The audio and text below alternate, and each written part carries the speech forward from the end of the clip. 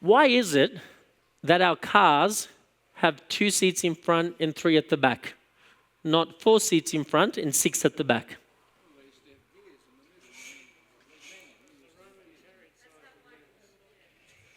Roman chariot sizes. Have you heard of that before? Some of you have, some of you haven't. There is an urban legend, and the urban legend is probably a little bit more true than fiction. So the cars, can you imagine the average car? Wouldn't it make sense if cars were single file? You could fit more cars on the road, couldn't you? You'd need more. You just have them long. You've got 8 rows, like a snake. Right? Or what if the cars were really wide and you could really, all the family gets to sit in front. Nobody has to sit in the back.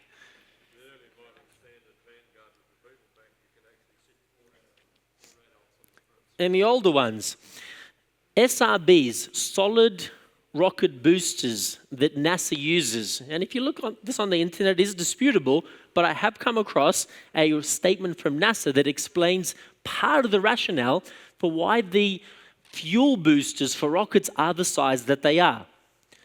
And they are that size because from the factory to NASA launch pad, they had to get them through train tunnels, right?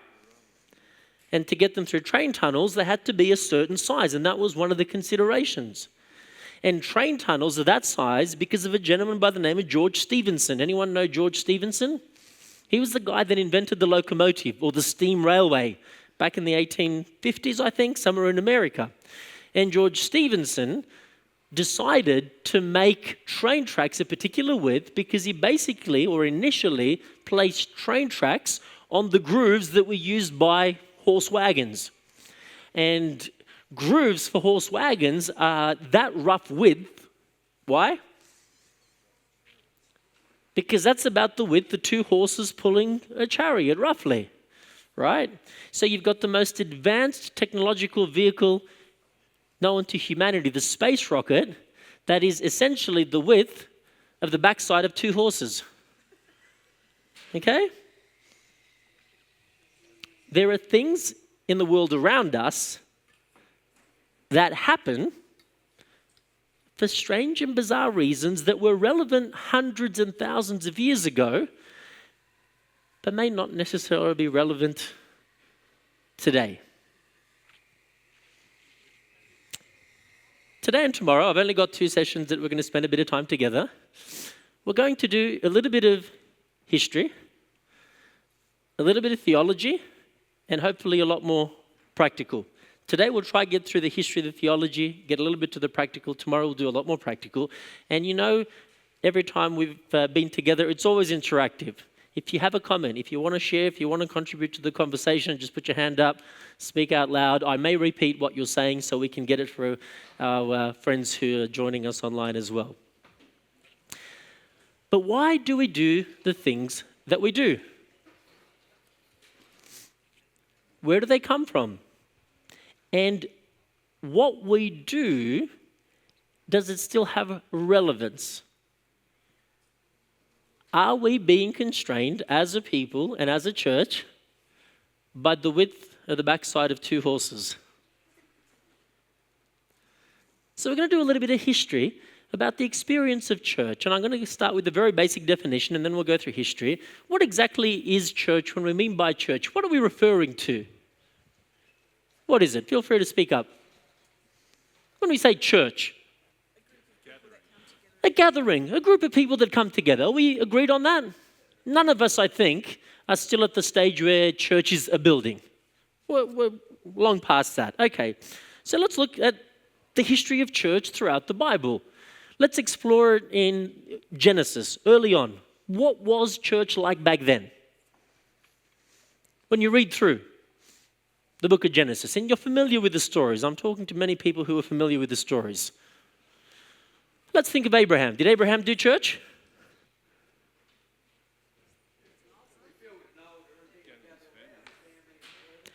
He did do church, not the way we do church. But did he have times of worship with the family? Yeah, and it was basically his family and who else?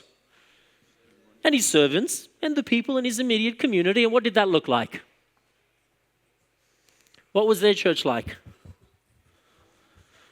There was an altar and sacrifice, but this is at least 500-600 years before the sanctuary.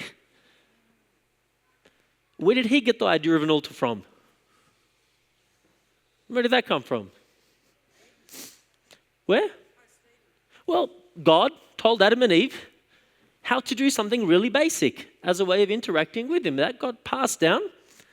We don't know if Abraham sang songs. We don't know if they had children's Sabbath school. All we know is that they had a sacrifice and he prayed, and that was their experience of worship. And that kind of experience of what we'd call church, a gathering of believers together, continued for a while until it changed. When did it start to change? When did that really basic altar, sacrifice, end of experience change? Around the Exodus time. Yeah. Why did it change? What happened there? What did church become? Now, what we imagine church became is that it was predominantly focused around the sanctuary. I shared this in morning worship today. When you include Sabbath and all of the festivals that God told the Israelites to observe, close to half the year was spent in spiritual activities. Close to half the year. They had festival after festival after festival. And where did those festivals happen? Now think carefully. Where did they happen? In gatherings. And where were those gatherings? In? Where they were camped, in their individual tents. So you did have the tabernacle. You had the sanctuary where you went to sacrifice. But why did you go to the sanctuary? What did you do at the sanctuary? You offered sacrifices. Can you give me some examples of sacrifices that you offered there? The animals, yeah. And why did you sacrifice at the sanctuary?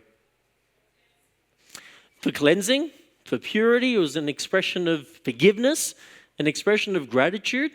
And so church had two aspects to it. There was a place where you interacted with God, but you didn't do that very often. Like it wasn't a 6-hour experience. You didn't go to the sanctuary for 3 days. The sanctuary was where you basically deposited your offering. Call it e-giving. Right? But the rest of the spiritual activity happened where? In the home. It actually happened in the tents, in the family gathering. That's where they had their family prayers. That's where they recited parts of scripture. Are you with me so far? And so then you have that happening for how long? How long before church changed again? Because you had the sanctuary and then the tent experience. Most of it happened in the tent. And let's talk a little bit about that. The Passover, the Feast of Tabernacles, the Feast of Trumpets. What did they do for all of those worship experiences? What were they like? What happened in them? Aside from what happened in the sanctuary, which was a sacrifice, which was a very small component of the 7 days. I mean, you had 1 million people. Imagine them all going to the sanctuary in a week. It was very quick in and out in the temple. It wasn't this long, protracted experience. What did they do for the other 7 days? They partied. Those that were there this morning, they partied.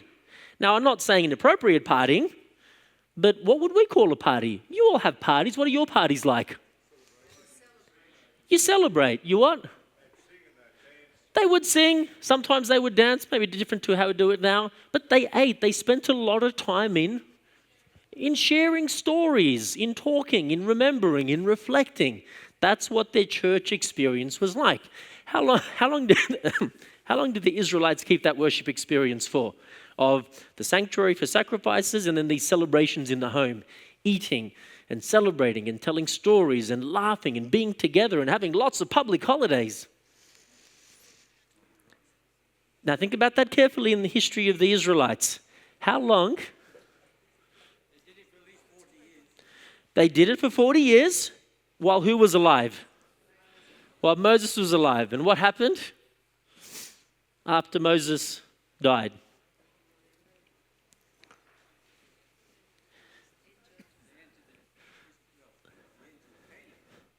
They entered Canaan and they got busy.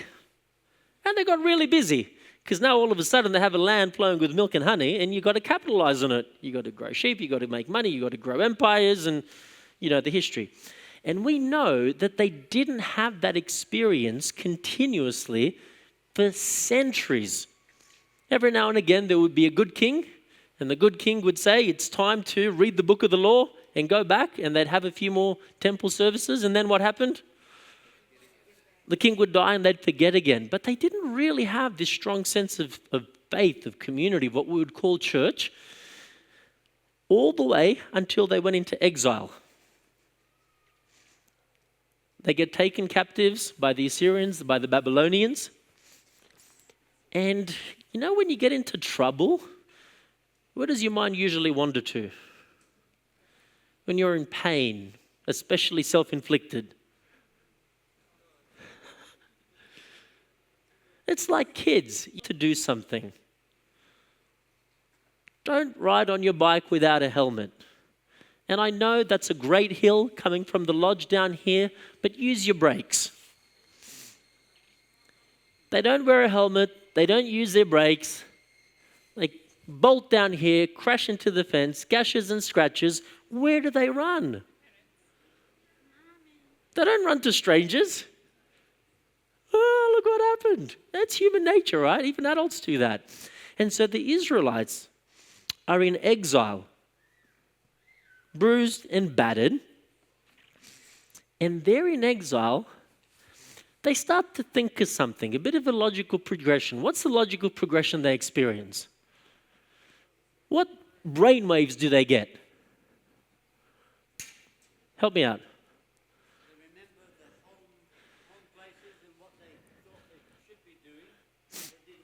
Okay. They kind of discover, they have these genius brainwaves. If we follow God, good things happen. And if we don't follow God, bad things happen. I mean, that's amazing, isn't it? Just real sharp people. And we laugh at them, but we do the same sometimes, don't we? Okay. And so they ask themselves the question, how do we follow God? How do we know how to follow God? And what do they discover? There were a few people who had brought, I don't exactly know how this happened, but can you imagine there's this invading army. Wendy, you're under fire this morning. Literally. A few people, when the Babylonians come and attack them, have you ever been on an aeroplane and they say, if there is an accident, what should you do? Brace. And then when we land in the water and those slides open up, which has never happened. I think only the Hudson River it happened, but I don't know if the slides even work then. So it makes us feel good. Yes, we're going to land on water. Nobody's done it, but we'll be the first airplane to land on water in the slides. And what do they say to take with you from the airplane? You got to take your iPhone and your laptop, right? Because can you imagine being stranded on this plastic boat for days with nothing to do? But at least some of you're downloading Netflix shows and while you're waiting for your rescuers, I'm kidding, you wouldn't do that. They tell you not to take anything. But the Israelites, they get attacked by the Babylonians and a few priests run in and they get their laptops, right? They actually take some scrolls with them. And so they're in exile. They're like, hey, we've got some scrolls. We should start learning the truth and teaching it to our children. And they start to form these sort of impromptu backyard homeschooling sessions. That goes on for about 7 years. Then they go back to Jerusalem and church morphs again. They don't have a temple for decades, right? In fact, it took them almost 100 years to rebuild the temple, if you read the history, right? From when they got back. So the temple doesn't feature prominently. They don't want to go back into exile, so what do? They say, we need to do this thing better. So they invent something new. Does anyone know what they invented? That they hadn't had before. The synagogue, which essentially meant the gathering. And what did they do in the synagogue? What do? They read. So church goes from a family celebration where we eat and we talk and we share stories to a very intentional focus on reading Scripture. Why? There was a reason for it. Why did they do this?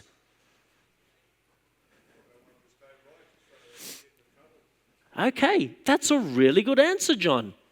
Did they do this because they just were passionately in love with God? They didn't really get that part of it, right? What they knew is that they did not like being in slavery. They didn't like being taken captive. They didn't like losing everything again. They didn't want to move house every few years. And so they figured if we read the Bible and follow the letter of the law, everything's going to be okay with us. So the synagogues were a place to educate each generation what to do to avoid punishment and to receive blessings. Does that make sense? Does that give a little bit of context as to how they reacted to Jesus? Why did they react the way they did to Jesus when he comes and says things that seem to not be in alignment with the law that they felt was necessary? What were they afraid would happen if people followed Jesus too much? Well, maybe out of a job. But when you look at what they didn't like about Jesus, what were some of the things they complained about? Not keeping Sabbath properly. He made them feel unrighteous. And so what was so bad about him breaking their laws?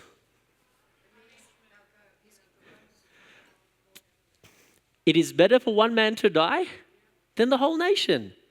So they were afraid that they'd been working for 400 years in the synagogue to teach people the truth, to make sure that good things happen to them. And now all of a sudden Jesus comes and says, you don't really have to wash your hands when you eat. I mean, it's a good idea to wash your hands, but it's okay if you don't. And they're saying, if we don't wash our hands, what will God do to us? He will punish us.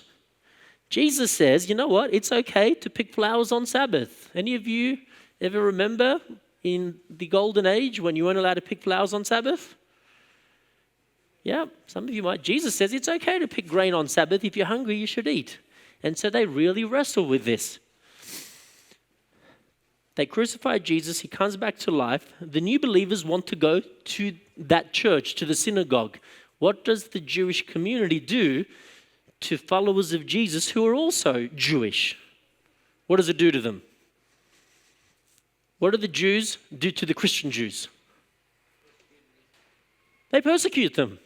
Yeah. So if you want to keep and save your life, are you going to turn up to church on Sabbath? The Jewish synagogue? No, because they're looking for you to kill you. So church for the people of God changes again. What does it morph into? How does church change? It goes back to where? Now that's not a new thing, is it? Because where did we start? With the Israelites. Home churches, and you even see Peter and John. They did go to the temple, it said, to worship and pray. But if you read Acts chapter 2, where did their fellowship happen? Where did the opening of the word happen? Where did most of their prayer happen? It said they met in homes. Why did they meet in homes? Circumstances. The church throughout history has adapted and always asked itself the question of what is the best thing to do to achieve what God has called us to achieve. And going to the synagogue wasn't a good idea because it meant death. And you can't achieve what God calls you to achieve if you're dead. Does that make sense? It's pretty straightforward. You can't do much when you're dead. And so the church adapts and it does some different or some new things by meeting in homes. How long do they do that for?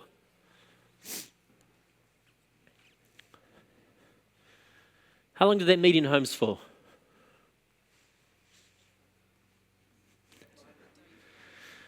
So for the next 2 centuries, it fluctuated between meeting in homes and meeting in catacombs and meeting by the river and meeting in the desert and meeting in different places. And do you imagine the church program was the same? Well, thankfully, they all had laptops and portable printers. And so whether it was in a catacomb or a home, it looked exactly the same. What would you say that a worship experience or a church experience looked like for the early church, whether in homes or catacombs? How would we describe it? What was happening? What do we get from the New Testament and from early church history? Okay, there was persecution. So they were always ready to go, even if it was running away. Yes? Okay. So, sorry? Meals were absolutely central because meals create community. Meals create warmth. They create relationships. It's how humanity has socialized throughout history. In fact, pretty much every worship experience they had revolved around also eating together. It was both social, it was also very practical. Because to survive, what did you have to do back then? You had to pretty much work while there was sunlight. When did you stop working? When the sun went down and when you had to eat. And so eating was free time. And so you met together through free time. So they ate together. They would read a letter from Paul, if they had one. They didn't have those too often. They'd read a letter from Paul. What else would they do? They would pray. They would just spend time praying. Yeah. They would sing. They would sing. It varied from place to place. If you read early church history, there was no one size fits all. It depended on the size of the group, the size of the home. It depended on what letter they had. It depended if there was someone passing through. They got sermons. How often did they get sermons? When there was an apostle or an evangelist or an itinerant preacher coming through, the rest of the time, it was just a group of people who got together who had something in common. And what did they have in common? They had Jesus in common. That was it. That was the main thing that brought them together. So that was what their church experience was like. They worshipped, they prayed, they ate, they sang, they might have read, they told some stories. And they also encouraged each other to do what? You find this in the New Testament. Encourage each other to do what? To do good works, to tell others about Jesus, to help others. Orphanages, hospitals, charities were established by Christians encouraging each other to do good works. Can you imagine coming to church and at the door, pastor says, "What good works have you done this week?" Let's have a look. Oh, three. That's better than last week's average, but not quite as good as the church average. Everybody else is doing 4. They didn't quite do it like that, but they encouraged each other. They loved Jesus. He was coming soon. This world was not their home, and they encouraged each other. They shared stories. They shared testimonies. This was a celebration. We eat, we drink, we tell stories about what Jesus has done for us, and we encourage each other to do other things for Jesus. We talk about the needs out in the community. When did church transform again? That was sort of about a 200-300 year period. Catacombs, deserts, mountains, hiding, homes, fluid, but it had those elements of we connect with God, we connect with each other, we figure out how to be a blessing to our community. It changed again. How did it change again? Around the time of Constantine, it changed. Why did it change?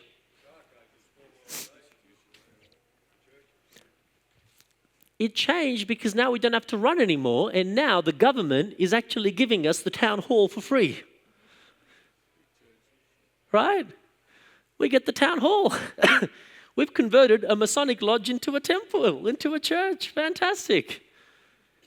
And church changed because now all of a sudden they were given assets by the state, but there was only one problem with those assets. They were filled with what? Sorry? They did have idols, they did have paganism, but they had something else that was even more problematic. They had some of those teachings. What else were all of those town halls and temples filled with? Sorry? They had idols. Think something a bit warmer. There were people. There were people in those places, right? Because the state says, come on in and join us. Let's have sort of this combined kind of thing. And that's when it started to adopt a lot more practices for the sake of collegiality. You know what? We already do this on Sundays. We already behave like this. Why don't you join us? You bring some of it's basically a potluck lunch. You bring your casserole, we'll bring the beer. And the church said, well, we don't drink beer. And the pagans said, oh, you'll get used to it. It's an acquired taste. And before long, you had casserole and beer, and I'm exaggerating, but you get the picture.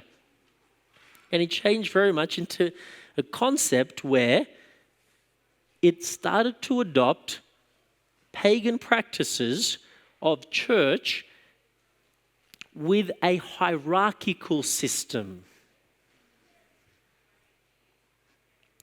Because who was in charge in a home church? How did it work in a home church?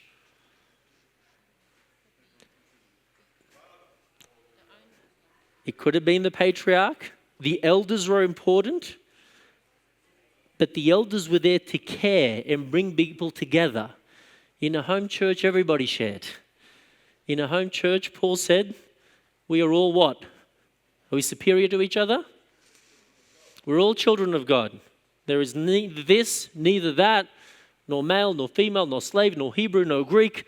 It was community. It was family. Can you imagine having people at your house for a party, right? And when they come to a party, you actually give them tickets based on importance as to which tables they can eat from and how big their plates are. Can you imagine doing that? No, a party is we're all in this together. But around Constantine's time, you get this idea of hierarchy. And that's where we get a split between two terms that we still use today. The clergy and the laity. You don't see the term clergy in the New Testament. You do see the term laos or laity, which just meant everyone. Everyone was part of the church, but then you had this split. And when you have this split, you have some people with more authority and some people with less authority. Are you with me so far? This has profound implications. How long did that last for? In that particular format, it lasted traditionally, what would say probably through that dark age period, about a millennia, where the clergy knew the truth and the laity had to do what they were told. Because that's how it worked in pagan systems. There were the high priests who told everybody what to do and everybody just followed along. It didn't matter if you understood it or not. It didn't matter if it made sense to you or not. You just do what the boss says at church. That happened for a while, and when did that begin to change? The Reformation. Now, what precipitated the Reformation? Who was the greatest influencer of the Reformation?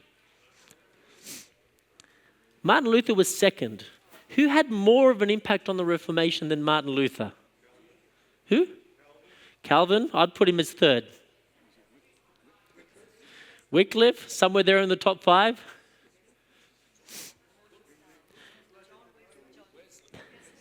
The one who had the greatest impact on the Reformation wasn't even a theologian. Gutenberg and the printing press. Why do we still say Martin Luther is the greatest reformer? Because Luther was the first reformer to make use of the printing press. That's why Wycliffe and John Wesley, Calvin and some of the others weren't as prominent because they didn't make use of the printing press. So when the printing press comes along, it changes church again. How does it change church? You've got the Bible available, but even then, it wasn't everybody that had it available, but more people had it available. And now we go back to the synagogue concept. What was the synagogue concept? You gather people together to do what? To read, to teach them something. Can you see how the church has gone through cycles? And can you see how there isn't that much new under the sun?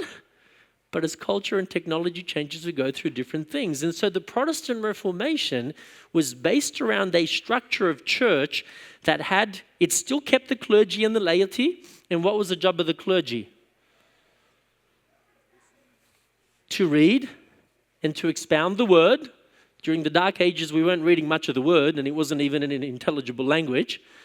But now, the pastor or the minister reads the Word, everybody hears the Word, and then they do the best that they can to understand the Word. Are you with me so far? A little bit of the history of church. You heard Mark this morning talking about the early Adventist church. Where did we come from? From the Methodists. What do we know about the Methodists? They were kicked out of the traditional churches. Why? Why did they start the Methodist church? In fact, who came up with the Methodist name? Can you imagine having a group brainstorming session and saying, what should we call our Christian group? And someone says, we're Methodists. And does that sound really warm and fuzzy?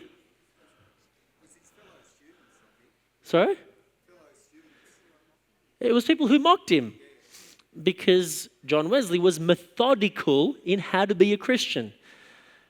Because he said Christians should actually do the right thing. And how do you do the right thing? By being methodical. You got to wake up in the morning and pray like this. You got to read your Bible like this. You got to do this many acts of service. They had a method for everything. And people said, those Methodists. And it kind of stuck. They did a lot of small group things. They eventually did have churches. And that's where the early Adventist church came from. What do we know about how the Adventist church formed? About how we did church when the Adventist church started? What happened to Ellen? For those that were here this morning, you just heard about Ellen. What happened to her? She got kicked out of a church that was based around the synagogue model. And so now she doesn't have a church based on the synagogue model. So what can she do? Where does she go back to? What was the early Adventist church like? Home church. Are you seeing a pattern here? Yeah. We started with the Israelites worshiping in homes. And then we have buildings. And then we go back to homes. And then buildings. And then back to homes. And it was always practical and pragmatic. There was a reason for it. So they started worshiping in homes. What was the worship experience of the early Adventists like? Does anyone know? What did they do? Sorry? They did life together? Yeah. What did Ellen and James and Uriah and all those people do in the early Adventist church? They studied. They prayed. They sang songs. They ate together. There's always lots of eating. Testimonies. Now, I love the word testimony except for when I don't. Their experiences, their stories. They told stories, non-fiction stories. Are you with me? So they did that, in fact, for more than a decade. They told stories, they read the Bible together, they wrestled with it. How long did their storytelling and Bible studies go for at times?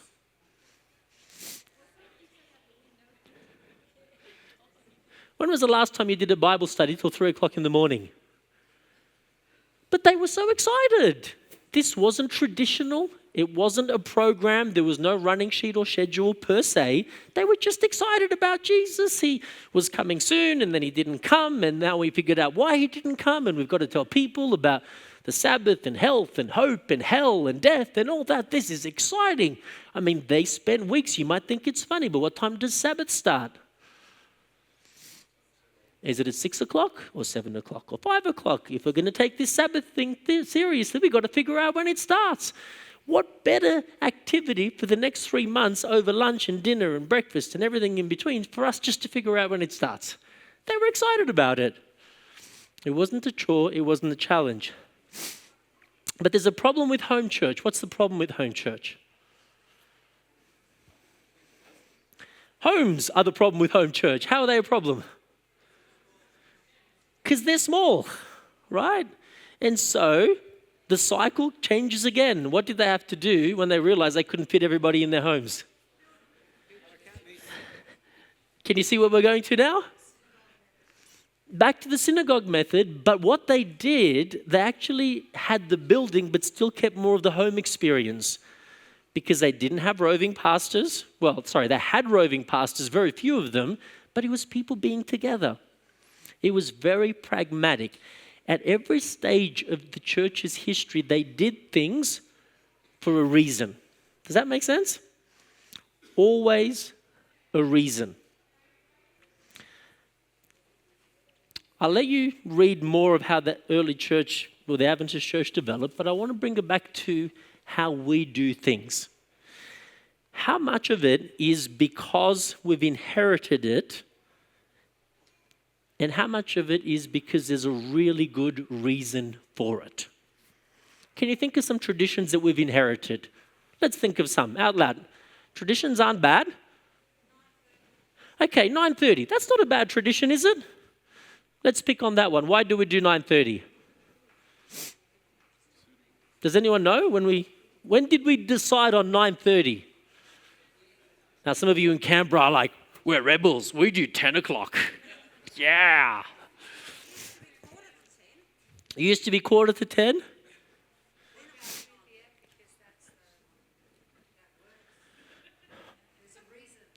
There was a reason, and there may be a reason, but what we need to do is on a regular basis, each generation, we need to re-ask ourselves the why question.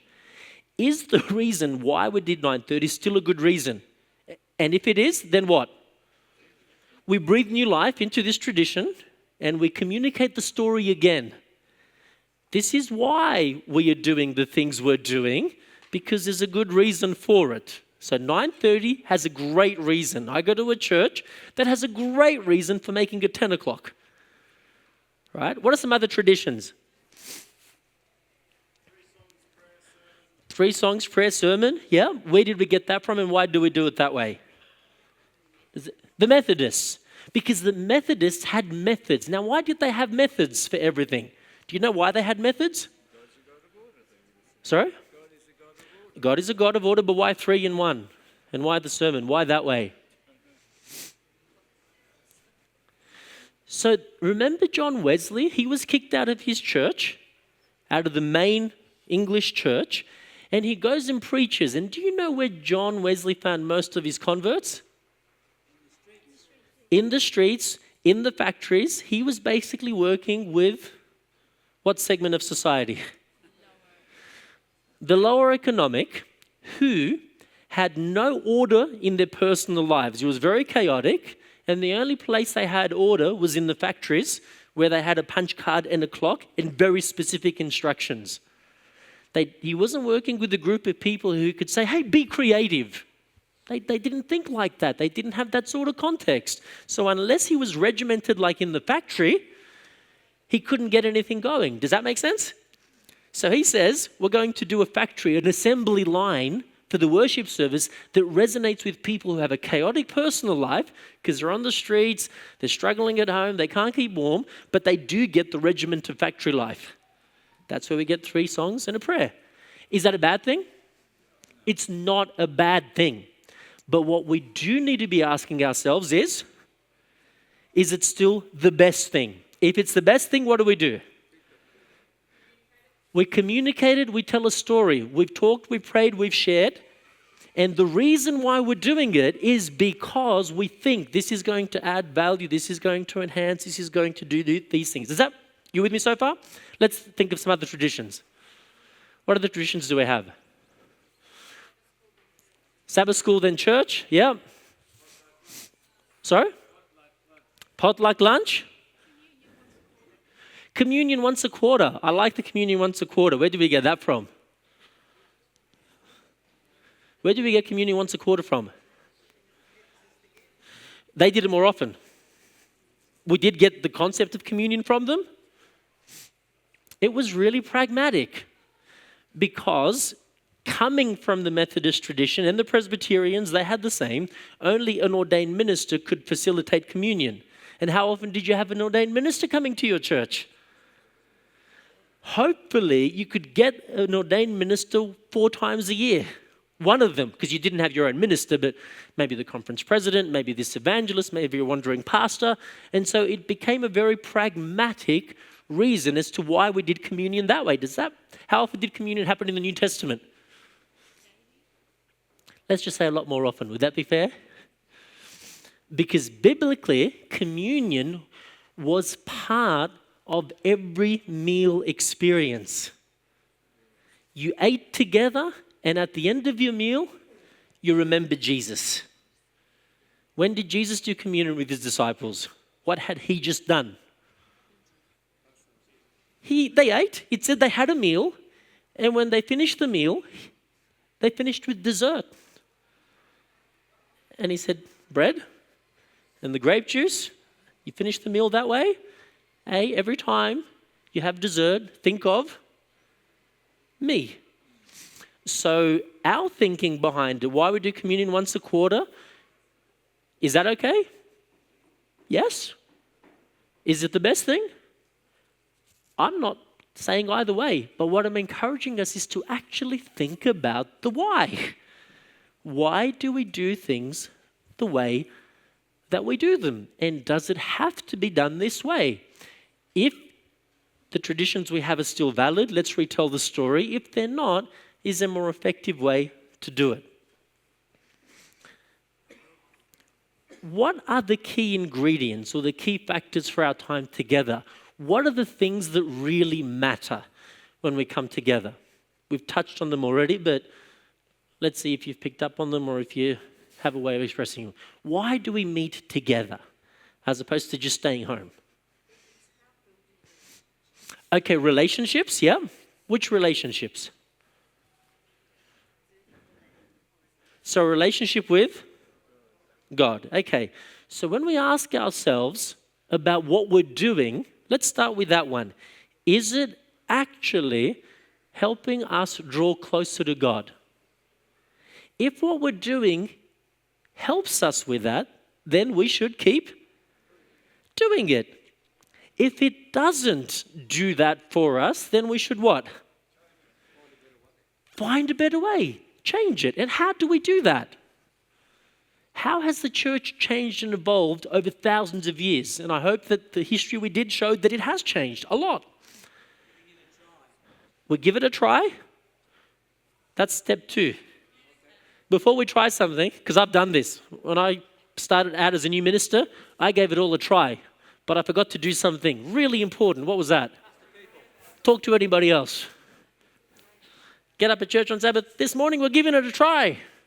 All follow me. And you start walking and there's no one following you and you realize you've just gone on a walk by yourself. You know what we've always done as a church for the last 2,000 years in Christianity? We've always sat down and talked. We've just gotten together. Did you know? I'm worried about the cameras here. We may have to edit this out later. Did you know that as church members, you can talk to each other outside of the board meeting? Did you know that? Believe it or not. Where's that in the manual? That's why I said I'm a little bit worried about the cameras that are recording this. It may not be in the manual, but I'm going to give you a papal dispensation from the South New South Wales Conference Office. On your marks, get set, talk. People had conversations, and where is the best place to have a conversation? Over a meal. So let's do what? Let's talk and let's just chat. Let's chat about church. Let's chat about what we're doing. If it's still meeting our needs spiritually. If how we do it is meeting our spiritual needs, then let's keep doing it. If it could be better than over a meal, 3, 5, 10, 6, 9, let's talk. And then when we've talked, let's talk to some more people. Let me ask you something. On a scale of 1 to 10, and this is a rhetorical question, but if you're brave enough to answer, feel free to put up your hand. Most of our worship experiences, the way we do them between 9:30 to 12 o'clock, how effective are they on average in connecting us in a meaningful spiritual way to God? How effective would you say? How many of you would say pretty much every experience is a 10 out of 10? How many of you would say that? Maybe a few of you have that good experience? Yeah, it's up there. A 9? A 9? An 8? A 7? Yeah? Okay. That's good. If you're not at a 10, what hope is there? Let's have a conversation and let's ask ourselves what? What is it going to take for us to grow in that experience? Because the church has changed and it has evolved and it has adapted to the needs of connecting with God. Okay, that's the first aspect, connecting with God. What's the other aspect of church? Relationship with God, relationship with each other. Okay. The way we do it, and what I gathered from you, is that most of us, in our relationship with God, we say probably the way we do it, Sabbath school, the sermon, anywhere between a 5 to a 9. Room for improvement, but most of us are saying I feel connected with God. The sermon speaks to my heart, the word, the Bible study. What about relationships with each other? How good is our current experience at building relationships with each other? On a scale of 1 to 10, how many say, on average, not every week, there's some bad weeks, some great weeks, on average, my church experience really connects me with people of faith? How many would say it's a 10? Few people up for 10? Anyone on a 9? 9? 8? 8? 7? 6? 6s, 5s? Anyone below a 5? Okay, a few below 5. There is no shame in that. Because as the church grows and develops, it encounters different challenges and different needs. What we fail to do is stop and talk. Have conversations. Because those conversations, you know what? I sometimes go to church and I don't really feel connected with anybody. Do you feel the same? Yeah, I feel the same. Well, what are we going to do about it? How are we going to change it? What is it going to look like? And then we do what my friend here, Chris, said. Then we try. Some things we try work. Some things we try don't work. But we're going to try to do things better, which is what the church, led by the Spirit, has done for the last 2,000 years. So the last thing, our experience with God, our experience with each other, and what's the last and final component of the value of church, or the benefit, the reason for church? Serving the world. In a physical sense, in a material sense, in a spiritual sense, in a gospel-saving sense, right? Let's do that again. On average, our churches, how good are they at that? 10 out of 10? 9 out of 10? 8 out of 10? Few 8s, 7s out of 10s? 6? 5? Below 5? Few below 5. Okay. What does that tell us? It tells us we can have some what? Some meals together. And what are we going to do over those meals? Who's doing all the cooking? I love that. I was going to make a comment that might have gotten me in trouble with a particular segment of our folk here. I won't say that. Who's doing all the cooking? Did you know you can get vegan Domino's pizza on Tuesday nights for like $6? I don't know if it's $6, but keep it simple. Okay? I will bring the corn chips, you bring the salsa, you bring the cheese, you bring the 3 tomatoes, you bring the cucumbers, and you can bring the avocados. What are we making? Haystacks. No, nachos is apocryphal. No, not nachos. Haystacks. So, and I mean this genuinely. And if you're really stuck on that, you can always default to the Aussie favorite. A warm cup of tea, bit of toast, and some of that amazingly delicious stuff the Americans just love. Vegemite. Marmite. I was just testing. Good to see you're all on the same page. So, and I appreciate the question. It's a good question. It does not have to be complex. It doesn't have to be a 5-course meal. Keep it simple. Tea and Vegemite, corn chips. Have those conversations and say, how can we do things differently and better? Let's try this, let's try that. Now, I'm going to pick on something just before we finish. Here's a problem when we have conversations. When we have conversations, how quickly do we all get to agreement? If you have 5 Adventists together having a meal, deciding how to do evangelism, how many contradictory methods are you going to get? At least 8. We are not all built and created and designed the same way. We're not. We're just not. Thankfully, right? That's a good thing. Sometimes we think differently and we see the world differently.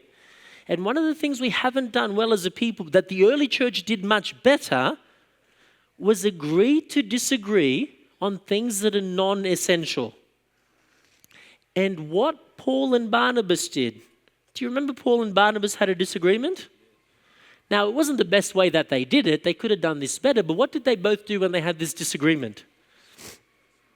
They formed two more evangelistic teams that did things very differently. And was that okay? That was okay.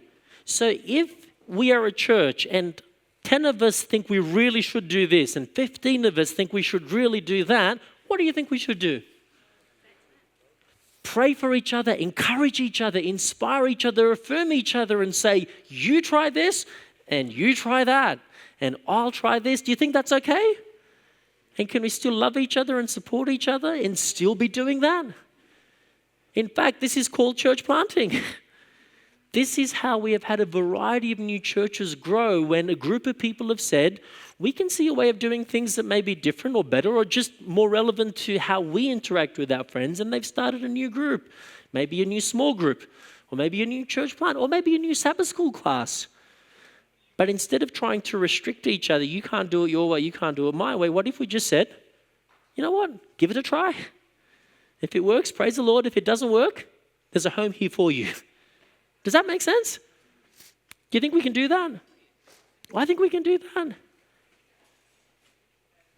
Tomorrow we're going to look at some real practical things that we can try. But I hope that this morning I left you with one key thought. Let's see if we kind of figured out what that key thought was. What was the key thought of what we did this morning? Talk it over. And what are we actually asking? Is this still the best way? What suits our circumstances? Is it relevant today? Asking a really simple 3-letter question. Why are we doing what we're doing? If there's a good reason for it, what are we going to do?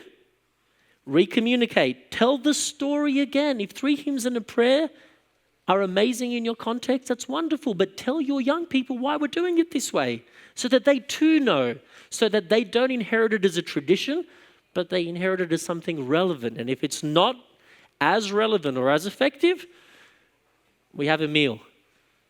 Who's bringing the corn chips? If you're bringing the corn chips, we're going to go back to where we started. Bring a few extra bags because there's a lot of air in those bags, right? Lots of bags of corn chips. Corn chips and Marmite, never Vegemite, Marmite, get together. If you can't open your home, do it in a park. If you can't do it in a park, thank the Lord, most of us have church buildings. Do it there. And just have conversations. Why are we doing what we're doing? Is it still relevant? Is it effective in connecting us with God? Is it effective in connecting us with each other? And is it effective in reaching out to the community? Why? Any questions for today before we finish up?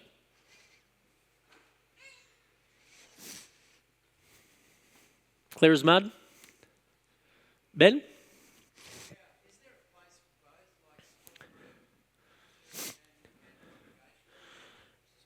There's a space for, he asked, is there a space for both congregational or small groups? There's a place for both and more. The issue isn't the method, it's the why we're doing it. And is it working? Is it effective? Sometimes small groups don't work. Have you ever been part of a small group that doesn't work? Yeah. But you know what? I salute and congratulate those who have tried, because they've tried something that works. Sometimes the way we currently do church doesn't work. It's not reaching anyone spiritually, it's not building relationships, and it's not reaching the community. It's not about the format, it's not about the method. It's about the reason and the rationale. And there isn't a one-size-fits-all. Tomorrow we're going to talk about some examples. We're going to brainstorm some things we can do. That's okay. But it's more about asking the question, why are we doing what we're doing? And is it effective in connecting us with God, connecting us with each other, and connecting us with the community? We heard Albury Church last night. Most people say public evangelism doesn't work anymore. Have you heard that before? It doesn't work. Okay, maybe it doesn't work.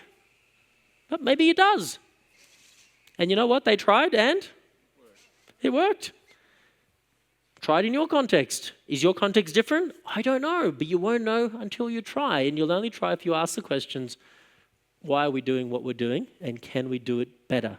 For the sake of our walk with God, for the sake of our friendships together, and for the sake of ministering to a community, the gospel news.